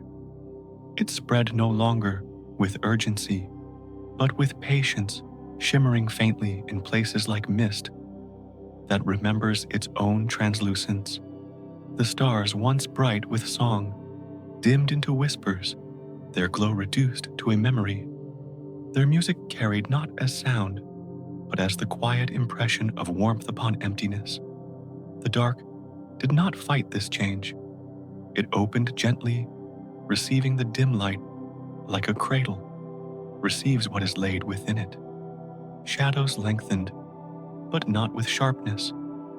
They softened too, blending into the remaining glow, until both seemed indistinguishable, two halves of the same rhythm, night and brightness leaning into one another. The cosmos appeared less like a stage and more like a bed where all that once moved came to rest, where light no longer sought to command, but simply to remain. The fading brightness touched every corner of space, but it did so lightly, leaving only a faint trace, as though reminding the vastness that nothing needed to shine forever. The glow resembled embers, covered in cool ash, still alive, but quiet, still warm, but hidden beneath softness. It was not absence, but presence in another form, the continuation of light through its gentlest state. In this gentleness, there was no fear, no alarm, only the calm assurance that brightness too knows how to sleep. Every glimmer slowed its rhythm, every star lowered its voice, every shimmer withdrew into a patience too vast to measure. The universe appeared wrapped in a veil of twilight, neither entirely dark nor entirely lit, but balanced in between, where the eyes need not strain and the heart need not quicken. The hush of this balance stretched endlessly, filling space with a quiet harmony that required nothing further. It seemed as though the light itself breathed its inhalation, long its exhalation longer, each cycle slower than the last, until breath and silence became indistinguishable. The cosmos moved within this rhythm, a rhythm not marked by speed or sound, but by the steady continuity of stillness layered with glow. Each faint shimmer was a reminder that even as brightness withdrew, it never truly ceased. It lingered as memory, as presence, as the soft weight of ash that carries within it the warmth of flame. And so, the glow sank deeper, folding itself into the expanse, until the night became whole once more. Yet it was not the emptiness of a void, but the fullness of rest, the fullness of a calm that holds both light and dark within its embrace. The silence grew richer with this quiet radiance, carrying not only the absence of sound, but the presence of memory, not only the absence of blaze, but the presence of glow. The fading light remained, not in brilliance, but in stillness, not in sharp rays, but in whispers of brightness, delicate and enduring. And in this softened form, the cosmos exhaled long and slow, leaving behind no urgency, no need for motion, only the endless hush where light rested like ash, where silence deepened like night, and where the vastness found itself whole again. The ashes of light lingered in the stillness, and into that softened calm came a deeper rhythm, as though the universe itself drew in a breath too wide to notice, too slow to disturb. The inhalation was not sudden, nor was it marked by sound. It unfolded as a steady pull, a gathering of quiet, within quiet, expanding across the endless dark, with the patience of a tide returning to shore. The cosmos did not rush, for there was no urgency. It only inhaled, as though it had always done so, its chest invisible, but vast, filling with the substance of silence. The movement was a long unbroken, drawn through the fabric of night, like wind through branches, like mist slipping inward toward hidden valleys. In that long intake, everything seemed to pause, yet the pause was not emptiness, but balance. The stars continued their faint glow, but they too seemed to lean into the rhythm, flickering more slowly, softening their presence as though they were listening. Each distant galaxy appeared suspended, caught in the great inhalation, their light bending like strands drawn gently into a greater breath. Even the dark itself seemed to deepen, folding into layers that carried the impression of air, filling lungs too large to measure. The breath was steady, neither shallow nor hurried, but wide and profound. It gathered the residue of songs once sung, the shimmer of light, now fading, the quiet of silence newly formed. All was pulled gently inward, not to vanish, but to rest within the long rhythm. Nothing resisted. Everything was carried. It was the inhalation of an existence that had no boundary, the pull of a being that was not one, but all, not separate from space, but identical with it. Each wave of this breath stretched so far that it seemed unending, so slow that time itself appeared to dissolve into it. No beginning could be marked, no end expected. It simply continued, as though the universe itself exhaled, only to inhale again, in a cycle too vast for measure, too patient for change. The rhythm was the pulse of eternity, the heartbeat of stillness, the inhalation that gave rest to all things. In this great breath, the night became more intimate. Shadows thickened, but not harshly. They lay across the light like veils, softening its edges, folding the stars into a deeper calm. The galaxies floated like motes, suspended in air, drawn ever so slightly inward, yet not moving quickly, not disturbed, only drifting as if in agreement with the pull. The rhythm did not command them. It embraced them, and they leaned willingly into its current.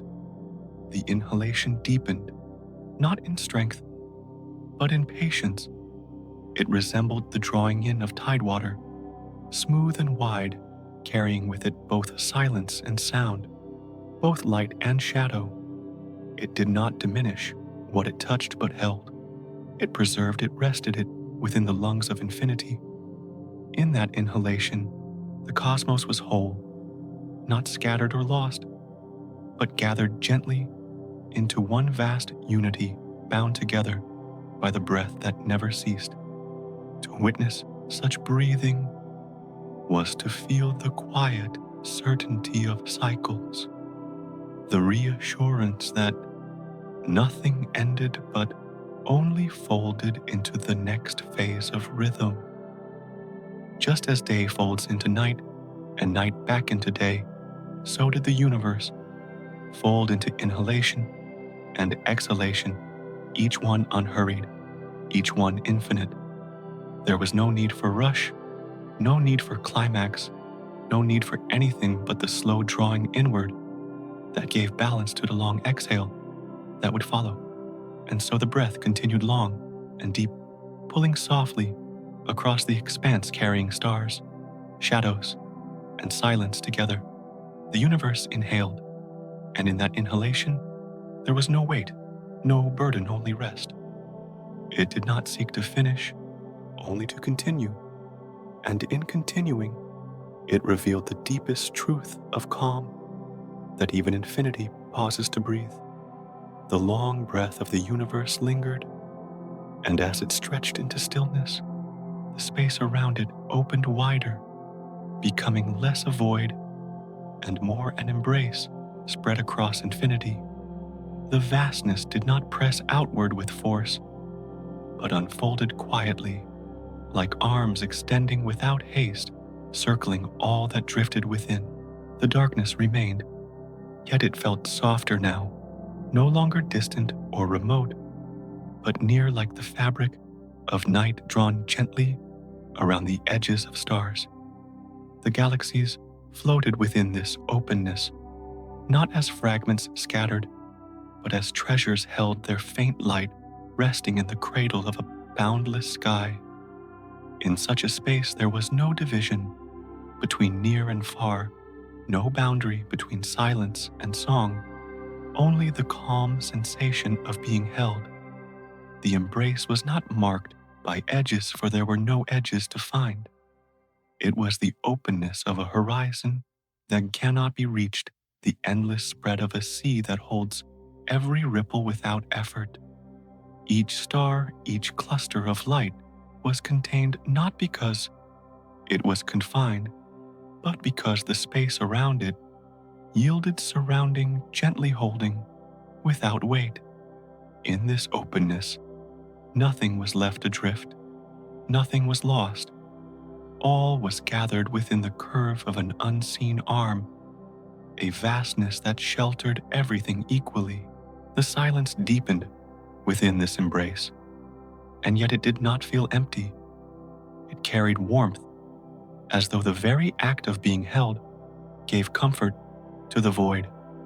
Light glowed faintly, and the shadows that stretched between glimmers did not threaten. They joined in the embrace, softening themselves to form part of the same rhythm. The galaxies did not resist the pull of such calm. They floated quietly, as though the openness itself guided them, as though their slow motion was simply another gesture of the arms that encircled them. Within this wide embrace, the breath of the cosmos continued long and steady. Each inhalation drew silence deeper, each exhalation spread calm farther, and together they wove the sensation of safety that stretched across distances too great to measure. The rhythm was so even that it became indistinguishable from stillness itself, and yet it moved with the patience of a tide that never retreats completely, a tide that always returns to cover the shore with calm. The openness was not only vast but tender. It did not hold to constrain, but to reassure, to remind that even in the endlessness of space, nothing floated alone. Every star had its place, every glimmer its space, every silence its purpose. The dark itself was not a wall, but a hand spreading endlessly to carry the weight of creation without strain. And in this carrying, the universe revealed its gentlest truth, that even infinity can feel like shelter. The embrace did not need to end, for it was not a gesture of time, but of being. It had no beginning that could be traced, no conclusion that could be marked, only a continuity that folded over itself endlessly. In that continuity, calm grew deeper, and in that calm light softened further. Shadow rested easier, silence settled more completely. The rhythm of breath continued, but now it seemed less like motion and more like presence, less like change and more like the natural state of all things. The vastness remained open wide and unbroken and yet intimate, surrounding each fragment as though it had always been meant to be held. The stars shimmered faintly within, not as points alone, but as part of a pattern too wide for vision, a pattern not drawn with lines, but with the steady reassurance of openness. The galaxies drifted, the silence lingered, and the arms of infinity continued to circle, without limit, patient, endless, tender. And so the universe rested in its own embrace, a vastness without edges, an openness without end, a cradle spread across eternity. It did not hold tightly, nor did it release. It simply remained like the horizon that always waits, like the sky that never closes, like the arms of night that fold around the world softly and without end. The embrace of space lingered, and within that endless openness, an older wisdom seemed to surface, as if the quiet itself remembered stories once whispered about balance and rest. In the old belief of distant lands, the world was seen not as chaos alone, nor as light alone, but as two rhythms breathing together, yin and yang, shadow and glow, silence and tone. They were not rivals, locked in struggle, but companions moving in cycles, leaning toward and away from each other, like waves rolling endlessly across a shore. Where one receded, the other returned. Where one grew soft, the other brightened, and in their alternation lay the harmony that kept existence steady. This balance was never fixed, never frozen. It pulsed with the patience of breath itself, drawing in and releasing, expanding and folding, a rhythm so natural that it could be felt even in the quiet of night. Yin was the rest, the pause. The shadow stretched long across the horizon. Yang was the brightness, the stir of movement, the warmth rising with the dawn. Together, they were not halves, but one whole, one breath inhaled and exhaled across eternity. The universe too seemed to echo this cycle.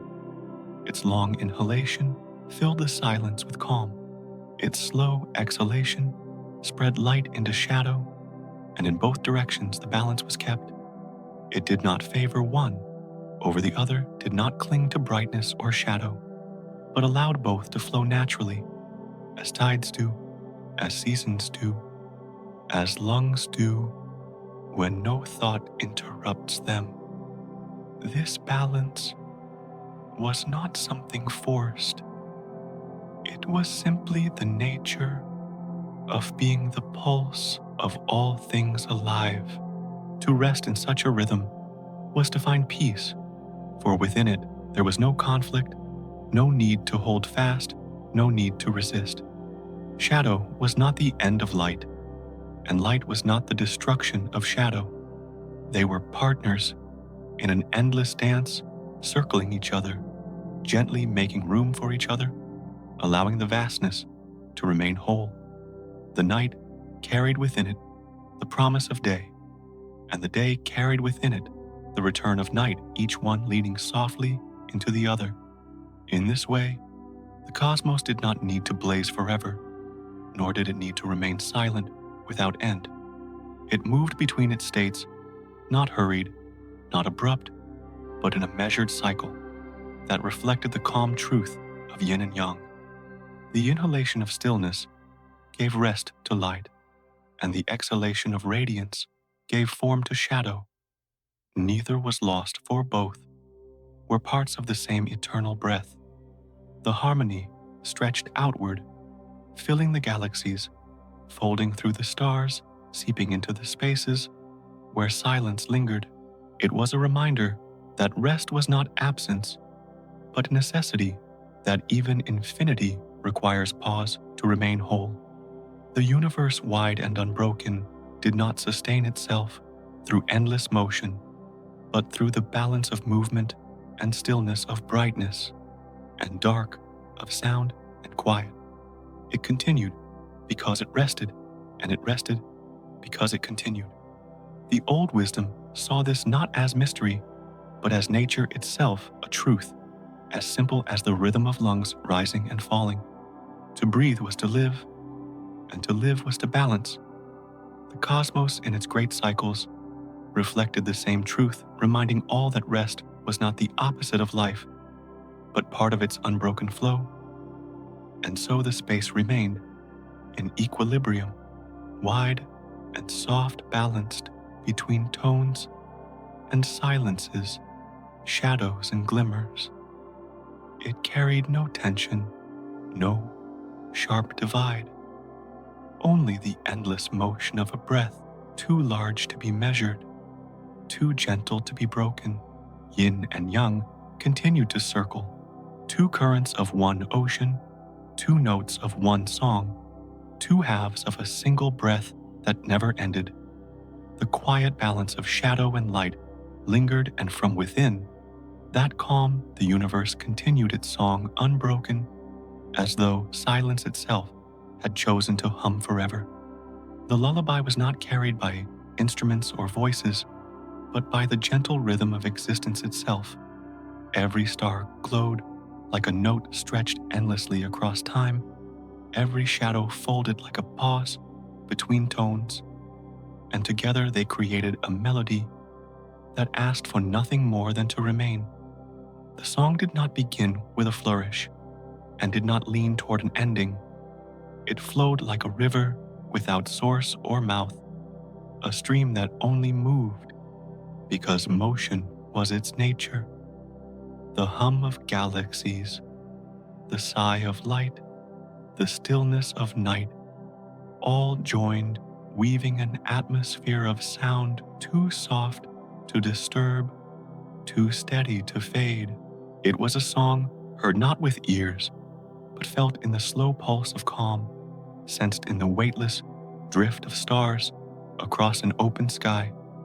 The tones spread far, but never pressed wide, but never heavy, like the faint shimmer of moonlight across still water, like the hush of wind through branches that hardly stir.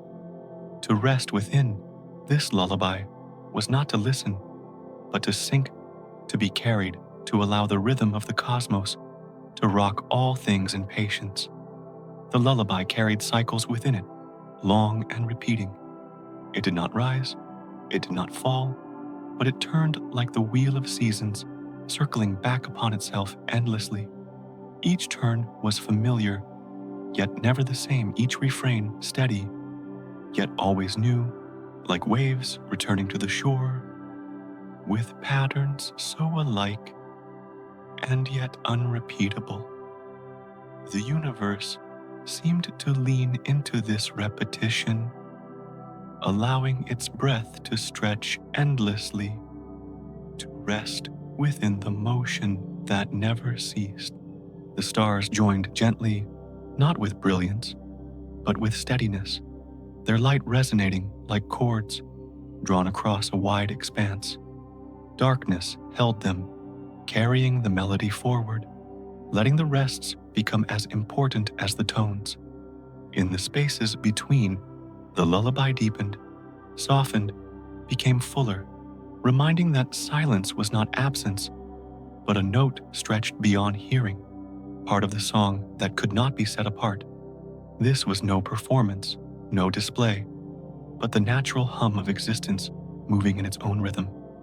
The galaxies swayed within it, the stars drifted across it, the void itself carried it like an echo, too vast to fade. The lullaby had no conductor, no design, and yet its harmony was complete, balanced without effort, whole without end. It needed nothing added, nothing taken away, for its completeness lay in its continuity. As it lingered, the lullaby grew not louder, but deeper. It folded over itself, layer upon layer, until the song became indistinguishable from the space that carried it. Light and shadow both hummed silence, and tone both resonated, and together they formed a presence that cradled all things within its breadth. The universe did not push this song forward. It simply allowed it to remain eternal, patient, soft.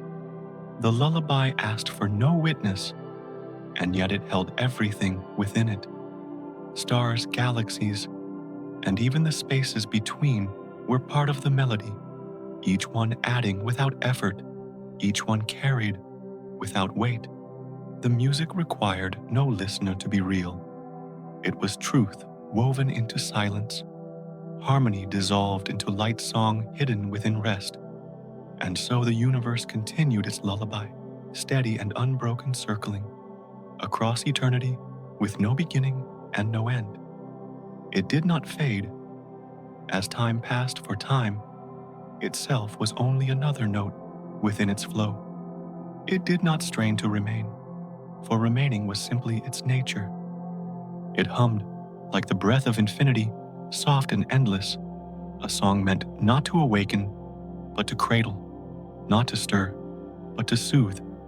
The lullaby remained, and in its staying lay the quiet assurance that the cosmos would always sing softly, patiently, forever. The lullaby lingered in the stillness, and as it stretched onward, it revealed its shape, not a line with a start or an end, but a circle, turning quietly through infinity. The universe did not move forward like a path that must be walked. It folded into itself like rings upon water, each one spreading, fading, and returning unbroken. There were no edges to seek, no walls, to meet only the sense of roundness that carried all things back into themselves. The stars traced their arcs across the night, not to reach a final place, but to return again, their journeys measured not by distance, but by repetition, a slow rhythm of circles inscribed upon the dark. In this roundness, the cosmos seemed to breathe more deeply, as though its very structure was a cycle without boundary. Each motion leaned into this shape. The galaxies turned in spirals, their arms curving endlessly, never striking an edge, never needing to conclude. Their rotations did not lead outward into void, but folded inward into balance, repeating across ages with patience that could not be hurried. Even silence joined the circle, resting and returning, not as interruption, but as rhythm, a pause that belonged to the flow as much as sound itself. Everything moved, but nothing ended, for all was carried in the unbroken wheel of being. This circle was not sharp or rigid, but soft and unhurried. It resembled the motion of tides, rising and falling, seasons shifting and returning, night surrendering to day, and day yielding again to night. No line was drawn to divide them, no edge set to separate. One became the other, smoothly, endlessly, until the circle became less a path to follow than a truth to rest within. The cosmos was not a story written in straight lines, but a song sung in rounds, each refrain echoing the last, each echo blending seamlessly into the next. To drift in such a circle was to feel release, for there was no point to reach, no conclusion to fear, no ending to resist. The wheel turned quietly, carrying light into shadow, shadow into light, silence into sound, sound back into silence. The motion was not forced, but natural, not commanded, but simply present, as steady as the rising and falling of breath. The circle did not trap. It held it, soothed it, reminded that in eternity, nothing is lost, nothing is final, nothing is broken. The stars in their slow arcs mirrored this truth. Each rose lingered and set, yet each would rise again, carrying the same pattern across the sky with infinite patience. Their paths were not endings, but promises of return, not departures, but continuations. Their light too circled. It traveled outward, dissolved into distance, and returned in memory, shimmering faintly like echoes of a voice that never stopped singing. The darkness, vast and deep, was part of the same circle, a space not of absence, but of rest, the half of the rhythm that allowed brightness to return. The circle was not distant, not cold. It was tender like the curve of arms, closing around, like the soft line of the horizon, embracing sea and sky. To rest within it was to know there would be no fall, no void, only the assurance of return. In the circle, every pause led to continuation, every silence to another hum, every fading to another glow. The wheel of existence turned not with strain, but with ease, its roundness carrying everything as naturally as the moon carries its phases, as naturally as the earth carries its seasons. And so the universe remained in circles, without boundary, without edge, without end. Its lullaby did not travel away into silence, but curved back upon itself, again and again, forever. The music continued because it returned. The light endured because it cycled. The silence lived because it was part of the song. All was contained within the circle, a rhythm so complete that nothing needed to be added, nothing needed to be changed. The cosmos hummed within its wheel, endless, patient, serene, carrying all things in its round embrace, reminding that eternity is not a line stretching forward, but a circle turning softly forever. The circle continued to turn, and within that endless rhythm, all forms of being seemed to dissolve gently, not as a loss, but as a return, folding themselves into the motion that carried everything without pause. Existence did not resist. The turning for resistance required edges, and in the circle, there were none.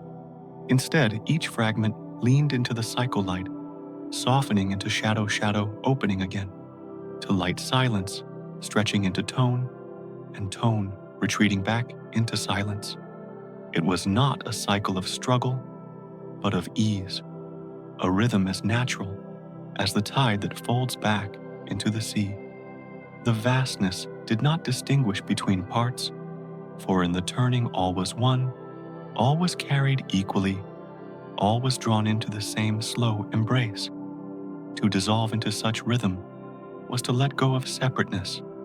Stars no longer stood apart as distant fires, but as glimmers woven into the same fabric, each shimmer part of the wheel, each glow bending with the same patience.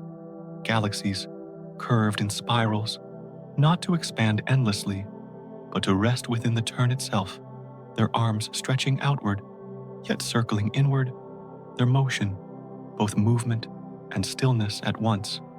Even silence became indistinguishable from tone, for both belonged to the same unbroken pattern, folded seamlessly into one another. The rhythm carried everything, not forward, not backward, but around like a wheel, turning without haste, like branches swaying in wind, too gentle to feel like a breath inhaled and exhaled so slowly that no difference could be marked between the two. Existence in surrendering to that rhythm was not diminished.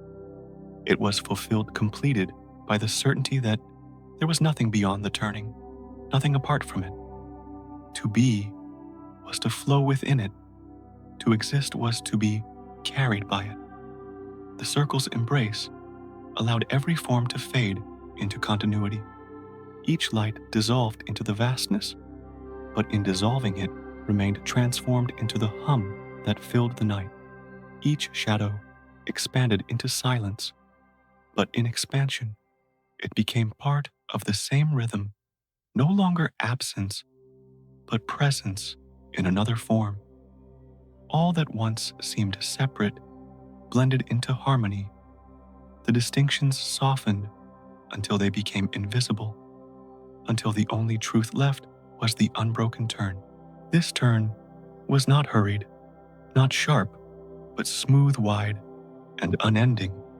It resembled the slow rotation of seasons across the earth, the fading of twilight into night and night into dawn, the endless flow of rivers looping back into the ocean. The cycle carried the same tenderness as rest, the same reassurance as breath. There was no need to hold on, for everything was already contained, already carried, already part of the lull that spread without end. To imagine existence within this rhythm was to feel release, the weight of being, the strain of motion, the need for separation, all softened, dissolved into the turn that required nothing but presence. The stars turned, the galaxies turned, even silence itself turned, all within the same wheel, all within the same endless lullaby. The motion was not a task, not a command, but a natural unfolding, the quiet truth that everything belongs because everything is already part of the rhythm, and so, in that turning existence, became indistinguishable from the circle itself. To speak of stars or galaxies or silence was no longer to speak of separate things, but of facets of one rhythm, one lull stretched endlessly across eternity. The wheel did not end, and therefore nothing within it ended. The song did not cease, and therefore nothing within it was lost. Existence itself dissolved into the hum, the glow, the turn, the lull, soft, patient, unbroken. The universe did not stop singing. It simply allowed all that was to become part of its song to blend to rest, to dissolve into its infinite rhythm. And in that dissolution, everything remained carried forever within the circle that turned, without edge, without ending, without pause. And in the quiet rhythm that carried all things, another path seemed to open, not away from the circle, but as if extending it gently, like a ripple that continues long after the stone has vanished into water. Sleep was not an ending, but a continuation, a slow unfolding of the same current that guided galaxies and tides. It was a journey without departure, for nothing was left behind. It was a journey without destination, for nothing needed to be reached. Sleep moved, like the hush of dusk, flowing into night, where the boundaries between one and the other dissolved into something softer, something that did not separate, but embraced. The body lay still, but the mind drifted, carried into the wider rhythm, blending seamlessly with the cycle that stretched beyond the self. The passage into sleep felt like the universe drawing the listener into its own breath, a long exhale that released thought, a gentle inhale that carried silence in. There was no resistance, no weight, only the surrender of being part of something greater than form, greater than time. Like clouds dissolving into the vastness of sky, the self dissolved into the wide openness, not erased, but expanded, absorbed into the flow of the turning circle. The hum of existence continued, and within it, the sleeper became one more tone, one more thread woven into the lullaby. In this journey, the landscapes were not bound to the earth, but stretched into realms of quiet imagination. Dreams arose not as sharp visions, but as reflections upon still water, flickering softly before fading again into silence. Each dream was another step in the endless journey, carrying the sleeper deeper into calm, deeper into rest, deeper into the embrace of the universe that held everything equally. Dreams did not separate from waking. They continued the same unfolding, the same story spoken in a quieter voice. The rhythm of breath mirrored the rhythm of the cosmos, each inhalation a soft echo of expansion, each exhalation a reminder of return. To sleep within that rhythm was to feel aligned with the pulse of stars, with the drift of galaxies, with the turning of unseen wheels, that never ceased. The pulse was steady, slow, tender, a current that carried the sleeper without demand, without effort, simply by belonging to it. Nothing needed to be done, for sleep itself was already part of the cycle, part of the lull that extended through all existence. As sleep deepened, identity thinned like mist at dawn, becoming less distinct, less bound, until only the rhythm remained. The self was not lost, but dissolved into something wider, as if consciousness were a drop of rain merging into the ocean, carried yet whole, gone yet present, silent, yet part of the vast song. To sleep was not to vanish, but to return, to fall into the embrace of the cycle that had never let go. It was not a pause, but a continuation, not a retreat, but a homecoming. The journey of sleep stretched beyond measure, not marked by clocks or edges, but by the same turning that guided stars and seas. It was endless and gentle, weaving the sleeper through currents of silence and light through waves of shadow and glow, never harsh, never abrupt. It carried on like a lullaby that never needed to end, repeating not in monotony, but in reassurance, a whisper that the cycle was whole, unbroken, eternal. And in that whisper, rest was found, and rest was kept. The sleeper drifted, and in drifting became part of the wider unfolding, no longer separate from night, no longer separate from space, no longer apart from the song that hummed without ceasing. Sleep was not outside the rhythm. It was the rhythm itself, softened into another form, extended into another path. The journey continued not in steps, but in stillness, not in distance, but in depth. And so, sleep itself became the gentle path that stretched endlessly, carrying existence deeper into calm, deeper into silence, deeper into the turning lull that had no edge, no end, only the quiet embrace of continuation.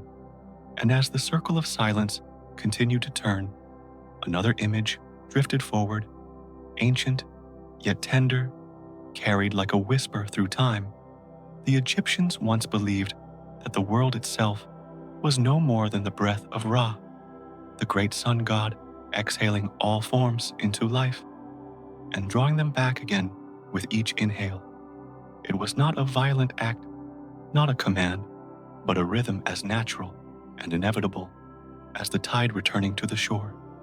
To them, existence was woven into this cosmic breathing, where every stone, river, and creature moved gently within the cycle of release and return. And just as a lullaby holds a child, that rhythm held all things, rocking them within the certainty of an endless pattern. The breath of Ra was imagined as a tide of light spilling across the land when he exhaled, filling the world with movement and form. When he inhaled, shadows gathered, and all that had been scattered was gathered again into the quiet of his being. Yet there was no fear in this return, only rest, only a pause that allowed the cycle to continue.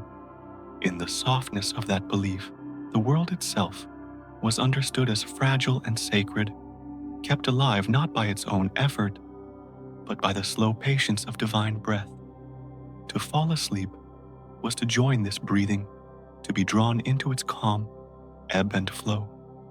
The sleeper became like a reed swaying in the wind of that eternal inhale and exhale, rising with one motion, settling with the other, never separate from the larger tide.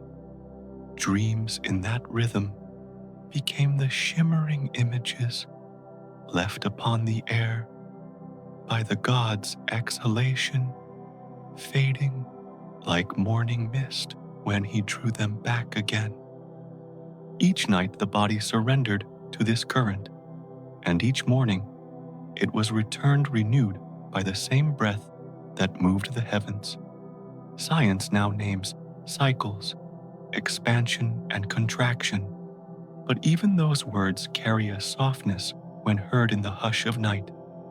Expansion can be imagined as light stretching outward, like dawn spilling across a horizon, while contraction can be felt as twilight folding gently over the earth, a drawing back that soothes instead of takes.